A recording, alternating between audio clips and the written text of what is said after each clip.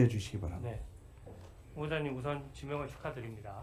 감사합니다. 예, 제가 처음에 문제를 제기했던 거는 간단한 이슈입니다. 일반 국민 관점에서 최근 5년간 5억을 벌었는데 지출이 13억 정도 되다 보니까 제가 사실 그 갭이 일반 국민들로서는 너무 큰 갭이거든요. 그러니까 월급에 거의 2.5배의 지출이 있다 보니까 이제 돈이 어디서 나왔느냐 이게 문제가 됐던 거고요.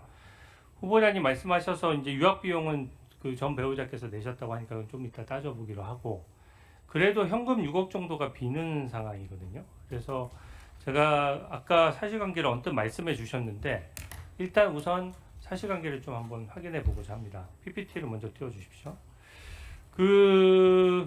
일단 아까 축의금은 받긴 하셨지만 다 처갓집으로 주셔서 축의금은 수익으로 안 잡혔던 것입니까?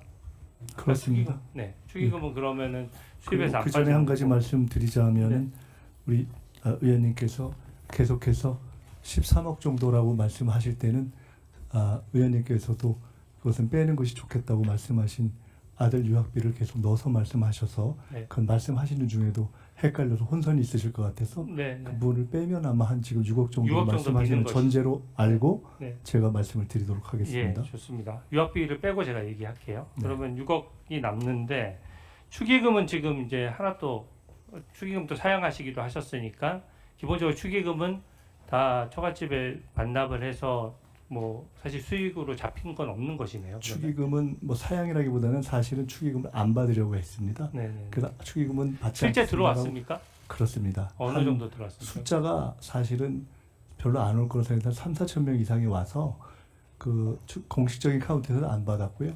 그렇지만 개인적인 가까운 지인들이 이렇게 축의금 봉투를 주고 한 곳으로 해서 제가 볼 때는 그래도 제법 들어왔던 것 같습니다. 그리고 포함해서 근 1억 보통 정도. 일반 국민들도 축의금을 하게 되면은 뭐 다음에 다시 축의를 하기 위해서 대충은 금액을 네, 그래서 근 알아두잖아요. 1억 정도가 되는데 1억 정도 됐습니다. 네, 그때가 이제 국회의원 다시 되기 전이고 나이가 제가 재혼이어서 그때 나이가 거의 뭐 제호됐죠. 그런데 네, 그것은 좋습니다. 그 예, 정도 그것을 하고요. 그냥 장모님한테 드렸습니다. 아까 말씀하셨던 게 조의금 1억 5천만 원, 또 출판 기념에 각각 한 번에 1억 5천만 원 정도씩 모였던 것으로 기억한다 이렇게 말씀하셨는데 그건 맞습니까? 조금 더 정확히 말씀드리자면은 부의금이 한 1억 6천 정도 되는 것 같고요. 네, 그건 정확한 겁니까? 어쨌든 확인이 가능한 겁니까? 그때- 그것은 뭐 저희가 대략 그때 얼마 정도 됐든 하고 이렇게 뭐 메모 정도 해놓은 수준이 네. 뭐 지나간 거여서 누구나 다 그거를 뭐 축의금 조의금은 온 국민이 어디다가 신고할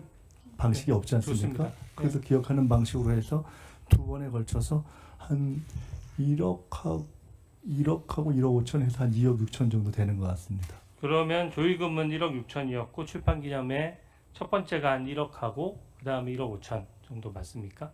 첫 번째인지 두 번째인지 하여간 그 둘 중에 한 번이 한 번이 1억 5천 정도 되고 그 다음에 1억 정도 되는 것 같습니다. 네, 그러면은 그걸 합치니까 이제 4억 1천만 원 정도 되고 네.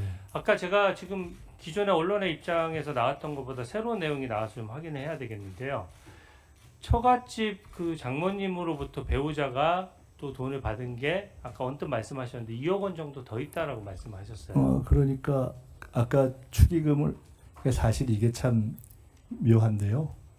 솔직히 말씀드리면 축의금을 그냥 다 장모님한테 드린 거 아닙니까?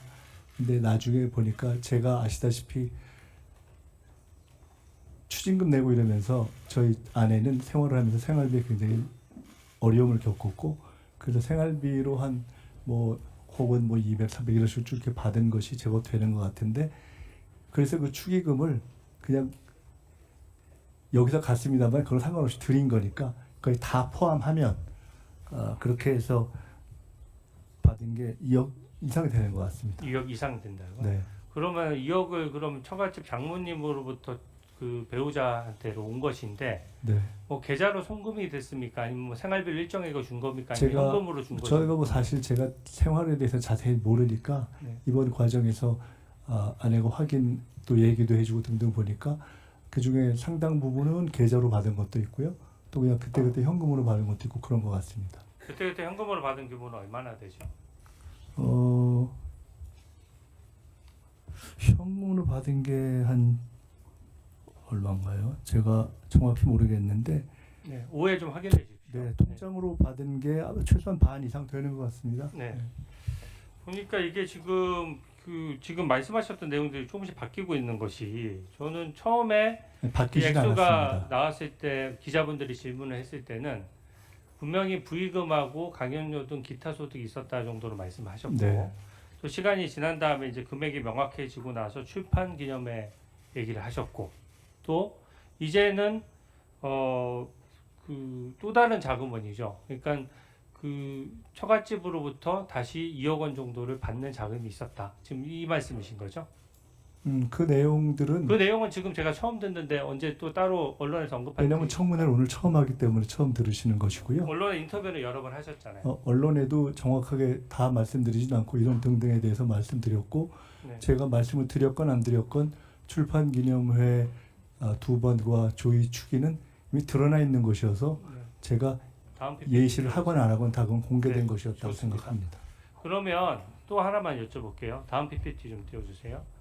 그럼 아까 그때 입장을 보니까 그 결혼할 때마다 혹은 빙부상이 있을 때마다 그해 12월 31일이 이제 재산 등록일이거나 아니면 출마하셨을 경우에는 총선 출마자 재산 등록 날짜거든요. 그 날짜 전에 그 현금은 다 소진을 했기 때문에 신고해야 할 필요는 없었다라는 게 지금 후보자님의 지금 정확한 입장입니까?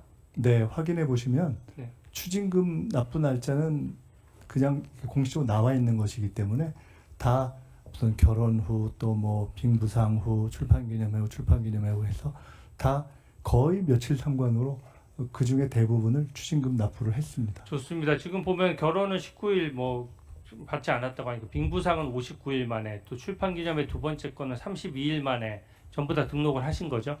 네, 그렇습니다. 예, 오해 추진우 의원님, 네, 수고하셨습니다. 오후에